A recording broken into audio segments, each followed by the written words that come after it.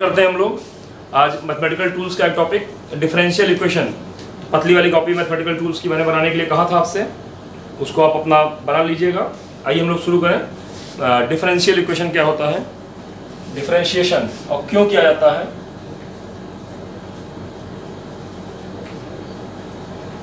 Differentiation, let y is the function of x है।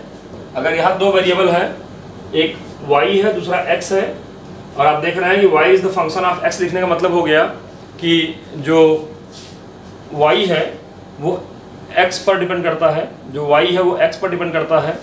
ये बात ध्यान रखनी चाहिए आपको। इसके एग्जाम्पल देकर हम बात समझाएं क्या मतलब हुआ इसका। जैसे कि कुछ एग्जाम्पल दे रहे हैं। जैसे पहला एग्जाम्पल देखिए, y is the function of x के एग्जाम्पल दे रहा हूँ मैं। जैसे y is equal to 5x plus 3 है। x की वैल्यू रखते जाइए, y की वैल्यू मिलती जाएगी। where x is independent variable and y is dependent variable।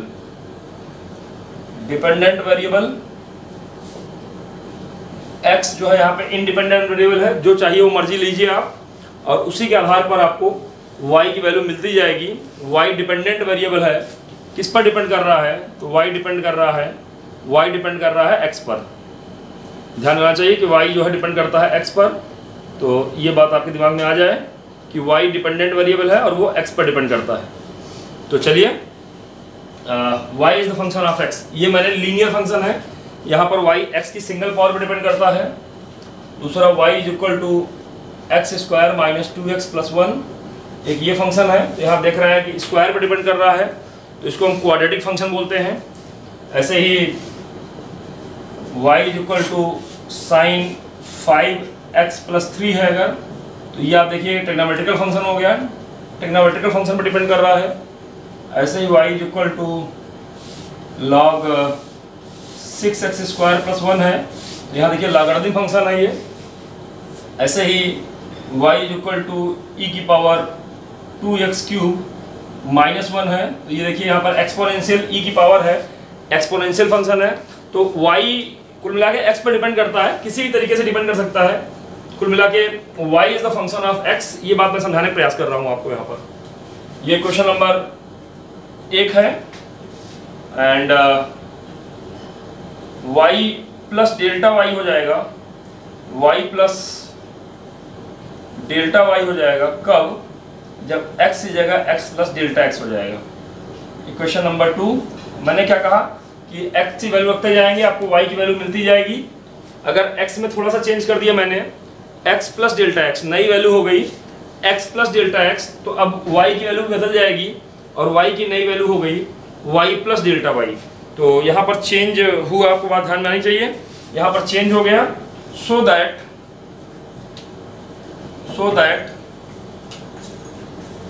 Change in y with respect to change in x is, that is delta y by delta x। इसको आप function of, इसको आप पहले ऐसे लिख सकते हैं y plus delta y minus y upon delta x, या इसी को आप function of x plus delta x minus F X upon delta x के रूप में लिख सकते हैं। तो ये क्या निकल रहा है, that is change of y with respect to change of x आ गया। तो अगर एक क्वांटिटी y x पर डिपेंड करती है तो हम change of y upon change of x को इस रूप में समझ सकते हैं। लेकिन अब आप थोड़ा बड़े बच्चे हो गए हैं, अब आपको केवल change of y upon change of x ही नहीं समझना है, अब आपको infinite small, very very small, instantaneous change समझना है। जैसे आप इसको एग्जाम्पल के तौर पर समझें कि अगर आप एक बाइक चला रहे हैं और आप कितने टाइम में आपकी स्पीड कितना चेंज हो रही है, तो change of velocity upon change of time, यही तो एक्सेलरेशन होता है। लेकिन total change of velocity upon total change of time, ये एवरेज एक्सीलरेशन है। अब आपको इंस्टेंटेनियस जानना है, पर्टिकुलर टाइम इंस्टेंट पर, एकदम with in very small time interval, what your velocity changes, what your displacement changes. तो इसको अगर आप समझते हैं तो आपको डिफरेंशियल समझना पड़ेगा। वेरी स्मॉल टाइम इंटरवल के लिए जब आप चीज़ों को समझना चाहते हैं तो आपको वेरी स्मॉल टाइम इंटरवल के इंस्टेंटेनियस टाइम इंटरवल के लिए चीज़ों को समझना पड़ेगा। तो आइए, फॉर डेल्टा टी या डेल्टा एक्स टेंड्स टू 0, जो ये इंटरवल हो बहुत छोटा हो, for delta X tends to 0 the change in y with respect to change in x can be written as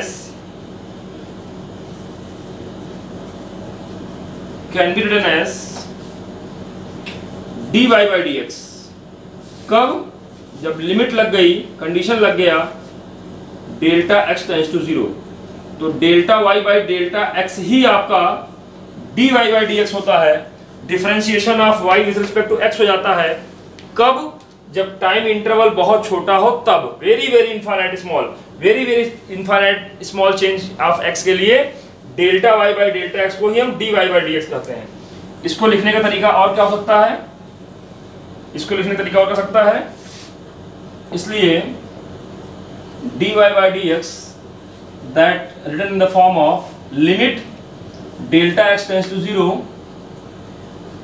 delta y by delta x can also written in the form of dy by dx limit delta x tends to 0। इस delta y by delta x को हम पहले लिख चुके हैं, क्या चीज? y plus delta y minus y, ऊपर नीचे y, यहाँ पर आप प्लस माइनस y कर दिए, और यहाँ डेल्टा x सही है, और y प्लस डेल्टा y आप जानते हैं, y प्लस डेल्टा y क्या होता है? y प्लस डेल्टा y को f of x plus delta x minus f of x upon delta x के रूप में हम समझ सकते हैं। तो ये आपका dy बाई dx का बेसिक कॉन्सेप्ट हो गया, जिसको आप इस रूप में भी समझ सकते हैं। तो डिफरेंशिएशन से क्या मतलब होता है? कभी भी y का डिफरेंशियल x के रिस्पेक्ट में करने का क्या मतलब हुआ? Here dy by dx, the change of y with respect to change of x, very small time, very small interval of, very very infinite small interval of dx is called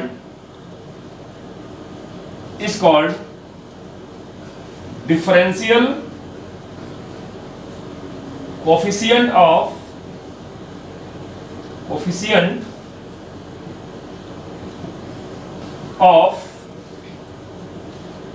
y with respect to x।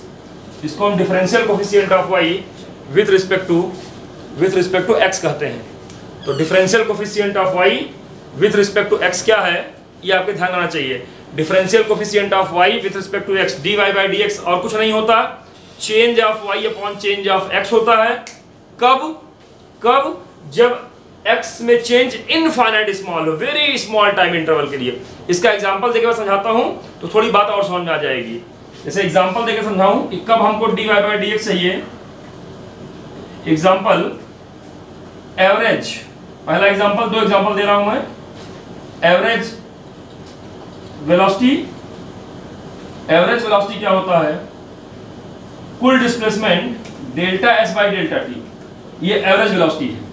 और दूसरा, अगर instantaneous velocity निकालनी है, instantaneous very small time interval में instantaneous velocity, तो instantaneous velocity को हम ds by dt लिखते हैं।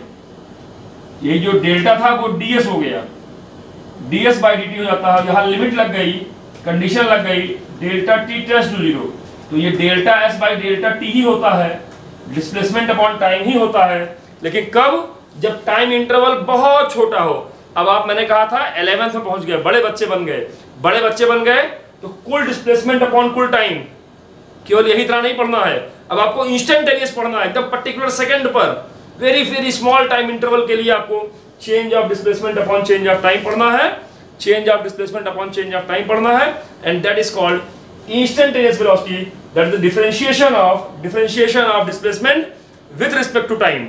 तब आपको डिफरेंशियल करना पड़ेगा, इंस्टेंटेनियस निकालना है, डिफरेंशियल करना पड़ेगा, डिफरेंशियल सीखना पड़ेगा, बच नहीं पाएंगे इससे।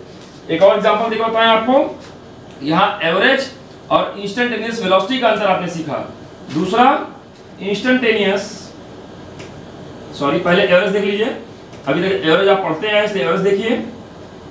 Average acceleration that is change of velocity, total change of velocity upon total time, ये आ गया। लेकिन इसी में अगर हम इंस्टेंटेनियस निकाल रहे हैं, तात्कालिक, इंस्टेंटेनियस मतलब तात्कालिक, इंस्टेंटेनियस एक्सेलरेशन निकाल रहे हैं, तो that is dv by dt, that written as limit delta t tends to 0, बहुत स्मॉल चेंज के लिए, very small change of time के लिए, that written in the dv by dt।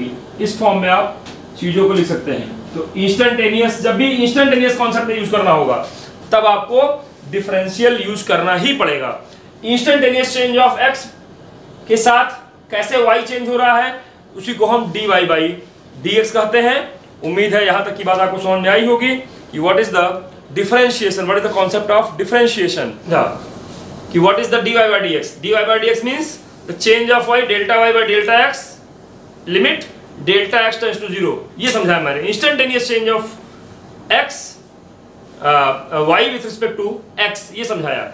अब आइए ज्योमेट्रिकली कैसे समझते हैं इसको, ज्योमेट्रिकली dy by dx का क्या मतलब होता है समझते हैं। तो आइए यहां पर एक देखिए ग्राफ दिखा रहा हूं मैं आपको, यहां पर मैं आपको ग्राफ दिखा रहा हूं। यहां x एक्सिस है, ये आपका y एक्सिस है। If y is the function of x, तो जैसे जैसे हम x बदलते जाएंगे वैसे वैसे y बदलता जाएगा। तो मान लो ये ग्राफ मिल रहा है, x रखते गए y मिलता गया और हमको ये ग्राफ मिल गया। और यहां पर कोई दो पर्टिकुलर पॉइंट ले रहे हैं, एक ले रहे हैं हम p, दूसरा पॉइंट ले रहे हैं q। p का कोऑर्डिनेट है xy, xy कोऑर्डिनेट का मतलब क्या हो गया कि इधर x है और इधर कितनी वैल्यू आ गई y। अब अगर हम x में थोड़ा सा चेंज कर दें, नई वैल्यू निकाल दिए, कितना, x प्लस डेल्टा x, तो y की नई वैल्यू कितना मिल जाएगी, कॉमन सी बात है, y की नई value y plus delta y आ जाएगी। अब अगर आप गौर करिए यहां पर अगर आप गौर करेंगे तो एंड समझ सकते हैं कि y प्लस डेल्टा y कब हो जाता है, जब x की जगह x प्लस डेल्टा x आ जाता है। चलिए from figure delta y by delta x क्या है, ध्यान दो, डेल्टा y यहां तक देखिए, यहां तक ये q टू d, ये पूरा y प्लस डेल्टा y है, और इसमें से ये cd घट जाएगा तो दैट बिकम्स डेल्टा y, यही इतना डेल्टा y है। और ये यहां से o से d तक x प्लस डेल्टा x है, इसमें से o ही घटेगा, x घटेगा, तो ये इतना जो आ गया, ये तो डेल्टा x है। तो delta y by delta x figure में कितना आ गया, that is bc upon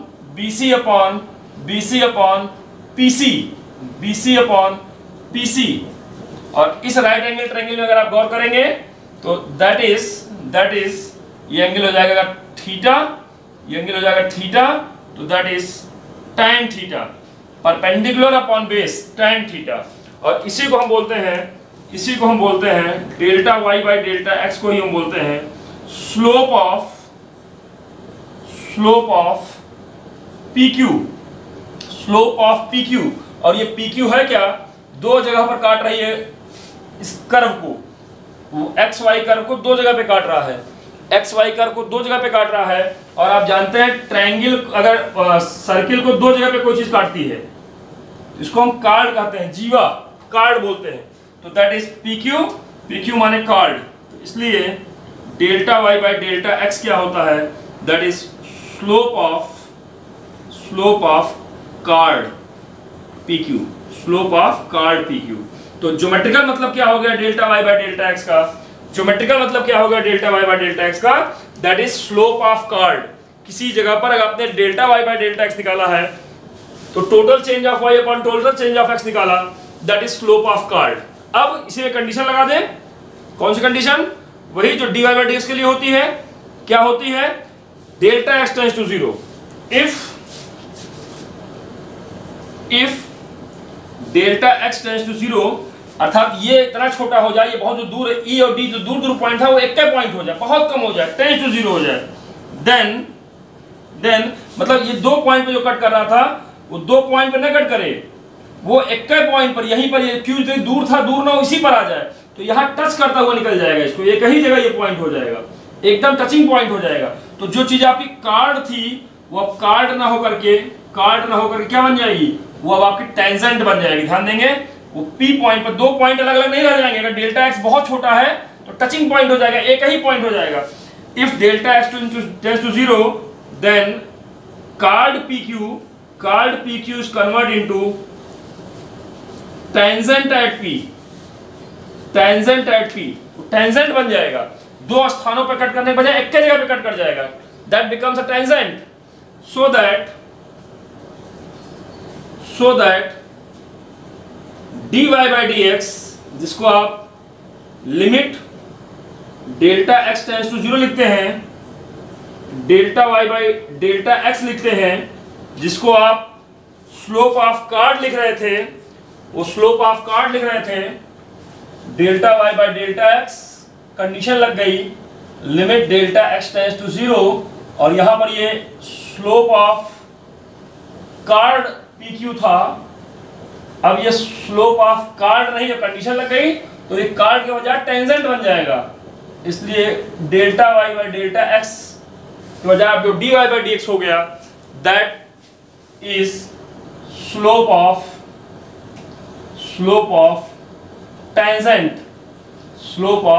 tangent at P, that is PT, slope of tangent at P।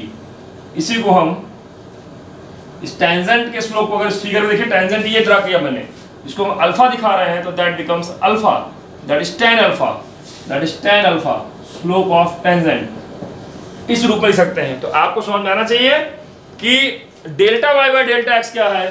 तो delta y by delta x slope of card होता है, 2 स्थानों पर कट करता है अलग अलग। लेकिन अगर कंडीशन लग गई delta x tends to 0, very small condition लग गई, तो 2 अलग अलग पॉइंट हुआ कहां? वो तो एक पॉइंट हो गया, जस्ट डिफरेंस ऑफ पॉइंट। अगर वो जस्ट डिफरेंस ऑफ पॉइंट हुआ, तब उसी पॉइंट पर बगल में ही वो पॉइंट हो गया, तो 2 स्थानों पर कट करने के बजाय एक ही पॉइंट कट करेगा।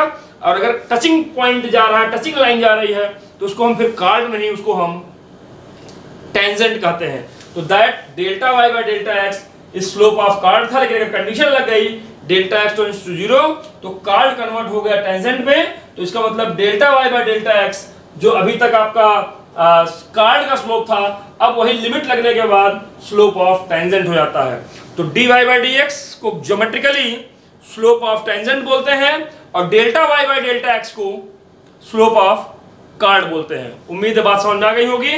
अगर y x पर डिपेंड करता है, तो और उसी हिसाब से जो ग्राफ बनता है, उस ग्राफ का अगर हम कार्ड ड्रा करेंगे तो उसका slope delta y by delta x होता है, और अगर उसके किसी पॉइंट पर हम टेंजेंट ड्रा करेंगे तो उसका स्लोप dy बाय dx होता है। अगर ग्राफ के किसी पॉइंट पर आपको dy बाय dx निकालने को कहा जा रहा है, तो इसका मतलब आपने उस पॉइंट पर टेंजेंट का स्लोप निकाल दिया। या इनडायरेक्टली ऐसे कहा जाए कि find the slope of tangent at a particular point, तो समझ जाइएगा आपसे dy बाय dx निकालने के लिए कहा जा रहा है, और फिर आप dy बाय dx निकालना जब आता रहेगा आपको, वैसे आप dy बाय dx निकालिएगा।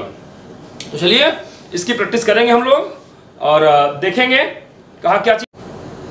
अब बताने चल रहे हैं हम आपको fundamental formula of dy by dx। dy by dx आप कर सके, डिफरेंशियल कर सके किसी चीज का, उसके लिए कुछ फंडामेंटल फार्मूले हैं।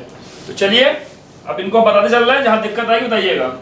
If y is equal to c माने कांस्टेंट है, c माने कोई कांस्टेंट, देन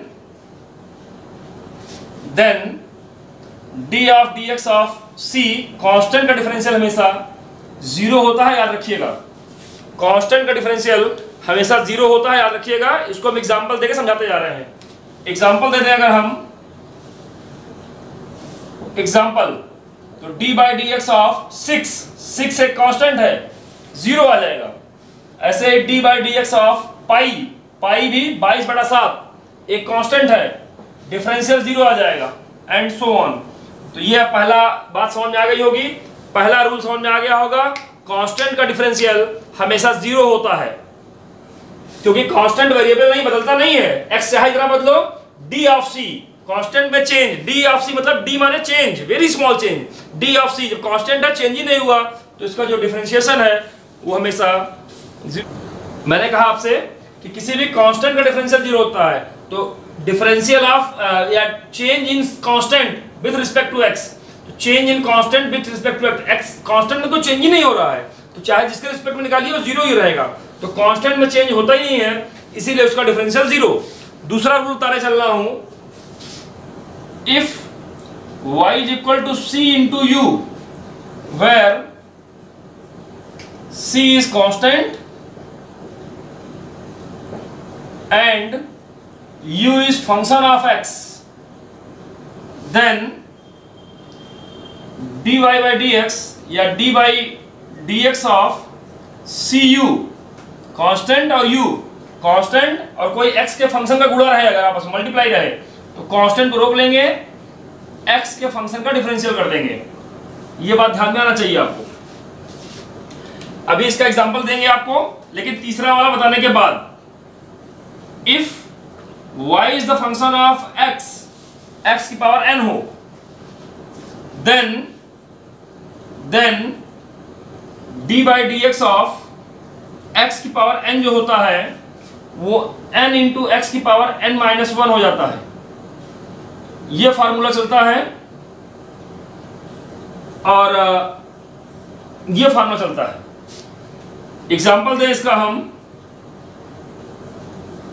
एग्जाम्पल, तो d by D x of x की पावर 5 अगर है तो आप देख रहे हैं n की जगह 5 है, ध्यान दिए सब लोग, x की पावर 5 है, n की जगह 5 है, तो 5 सामने आ जाएगा, लिखने चक्कर नहीं पड़िए, सुनिए ध्यान से, 5 सामने आ जाएगा, फिर लिख रहे हैं कुछ लोग, ध्यान दीजिए, पावर सामने आ जाएगी और पावर 1 कम हो जाएगी, तो क्या आ जाएगा, 5x की पावर 4 आ जाएगा। कुछ नहीं करना है, केवल पावर सामने आ जाती है, n इंटू एक्स की पावर n-1, पावर सामने आ गई, पावर 1 कम हो गई, ध्यान दीजिएगा।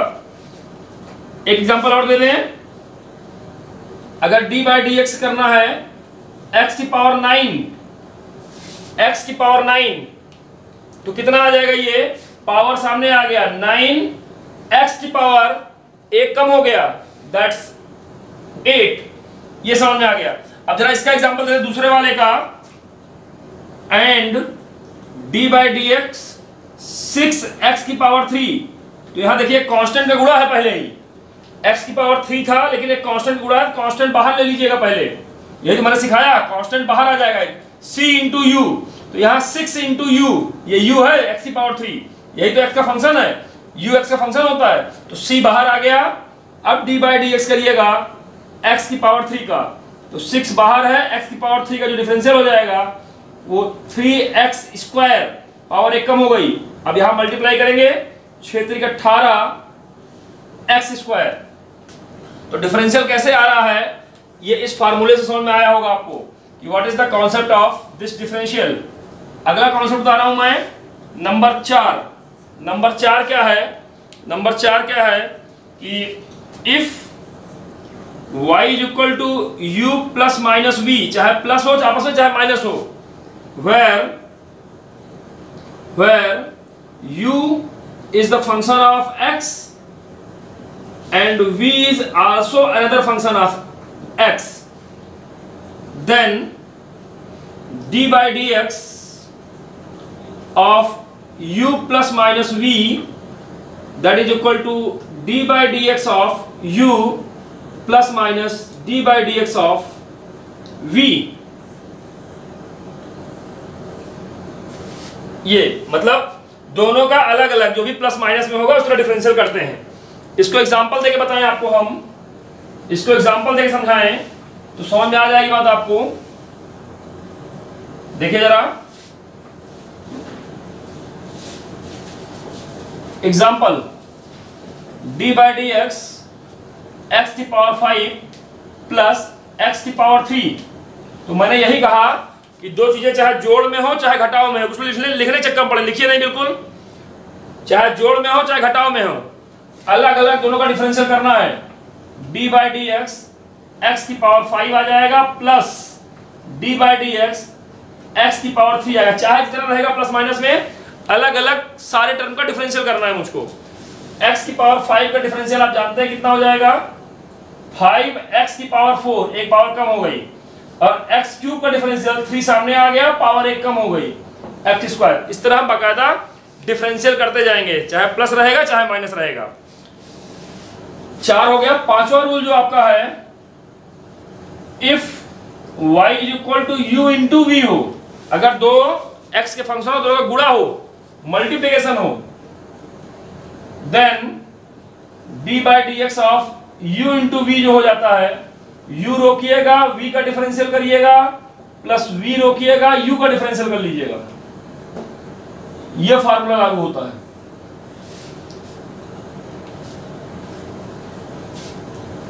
ध्यान देंगे, यह फार्मूला लागू होता है। Number 6, D by D x of Y u by V बटे में हो अगर, then D by D x of u by V, D by D x of u by V. तो यहां पर v को रोकिएगा, नीचे वाले को u का डिफरेंशियल करिएगा, माइनस u को रोकिएगा, v का डिफरेंशियल करिएगा अपॉन v स्क्वायर, ये फार्मूला हो जाता है। और 6 हो गया। सातवां देखेंगे, if y is the function of u and u is the function of x, ध्यान देंगे, y is the function of u and u is the function of x। तो यहां पर dy by dx is equal to, पहले आप dy by du करिएगा और फिर आपका du by dx करिएगा, यह कॉन्सेप्ट चलता है।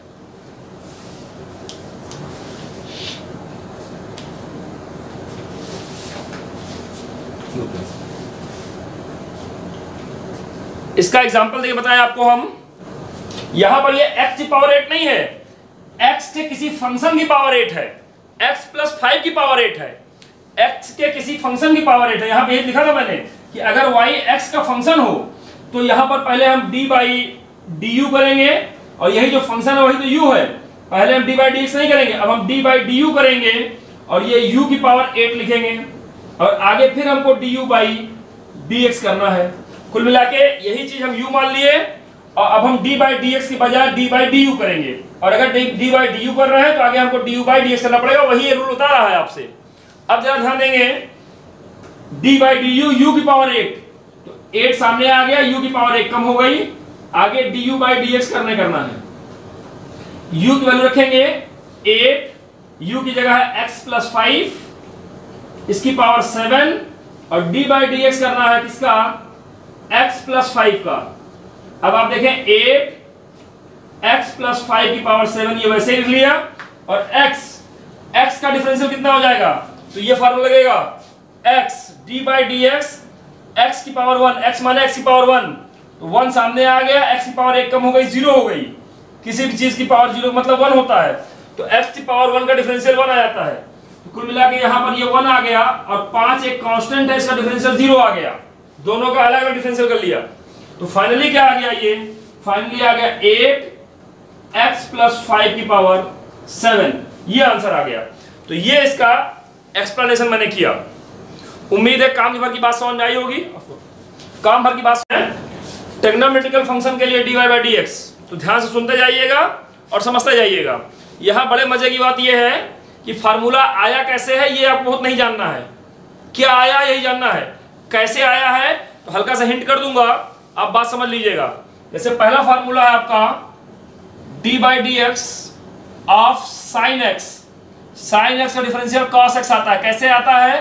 तो आपको एक फार्मूला शुरू में मैंने बताया था कि डी बाई डी एक्स क्या होता है, तो limit delta X tends to 0 function of F plus delta X minus F X upon delta X. इसी फार्मूले में वैल्यू रख करके हम सॉल्व करते हैं साइन एक्स का। कैसे सॉल्व करेंगे? तो sine X is equal to delta X tends to 0 sine X plus delta X minus sine X upon delta X. इसी को अब हम मैथमेटिकली सॉल्व करते जाएंगे तो ऑटोमेटिक कॉस एक्स आ जाएगा। तो कौन सा फार्मूला कैसे आया, ये मैथ का टॉपिक है। फिजिक्स में क्या आया है उसी से मतलब है, उसी का हम लोग आगे यूज करेंगे। कभी भी साइन एक्स का डिफरेंशियल आपको दिखाई पड़ेगा तो साइन एक्स का डिफरेंशियल क्या होता है? कॉस एक्स होता है, याद रखिएगा। दूसरा D by D x of cos X that is equal to minus sine X. तीसरा फार्मूला उसी तरीके से ड्राइव होता है सब कुछ। D by D x of tan X का डिफरेंशियल होता है सेक स्क्वायर एक्स। चौथा D by D x of sec X जो होता है, D by D x of sec X जो होता है वो सेक एक्स टेन एक्स होता है। पांचवा D by D x of cot X जो होता है वो माइनस कोसेक स्क्वायर एक्स हो जाता है। और छठा D by D x of cosec X जो हो जाता है वो minus cosec X cot X हो जाता है, याद रखिएगा। और एक और बता दूं यहां पर, ये कोई नया फार्मूला नहीं है, ये वही फार्मूला है जो इससे पहले का अंतिम फार्मूला था। क्या था कि D by D x of sine you, you क्या है? एक्स का फंक्शन है, एक्स नहीं है, तो पहले आपको डी बाई डी यू करना पड़ेगा और फिर आगे आपको D you by D x करना पड़ेगा। और साइन यू क्या हो जाता है? कॉस यू हो जाता है, याद रखिएगा। इस तरीके से अगर डायरेक्ट ये 6 फार्मूले नहीं मिल रहे हैं, एक्स की जगह कोई फंक्शन लिखा हुआ है तो आप उसका पहले यू के रिस्पेक्ट में करते हैं और फिर यू का अलग से आपको डिफरेंशियल करना पड़ता है। ये ट्रिग्नोमेट्रिकल फार्मूले हैं। ऐसे ही 3-4 फार्मूले और हैं, 3 फार्मूले या 4 फार्मूले, इसका काम आपका कंप्लीट हो जाएगा। तो आइए वो भी दिखा दूं आपको। दूसरा आपको जानना है ये formulae of d y by D x for trigonometrical function, ऐसे ही formulae of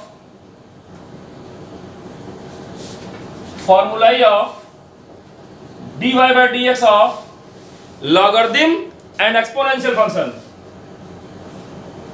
logarithm and exponential function, logarithm and exponential function। Number 1 dy by dx log x base a, log x base a का जो differential होता है 1/x log e base a हो जाता है। Number 2 formula dy by dx log x base e, तो ये 1/x log e base e जिसकी वैल्यू 1 हो जाएगी, तो कुल मिला के ये 1/x आ जाता है। तीसरा d by dx a की पावर x, a कोई कांस्टेंट है, d by dx a की power x that becomes a की power x log a base e हो जाता है। और चौथा और अंतिम formula d by dx e की पावर x हो जाएगा log e बेस e हो जाएगा, जिसकी वैल्यू e की पावर x ही आती है। ये कुछ फार्मूले हैं जो आप डिफरेंशियल में जानते हैं। डिफरेंशियल कितना सीखे, कितना समझे, ये बिना सवाल लगाए नहीं क्लियर होता है। तो हम लोग इसके बाद सवाल पे आ रहे हैं और वो जरूरी है प्रैक्टिस करना।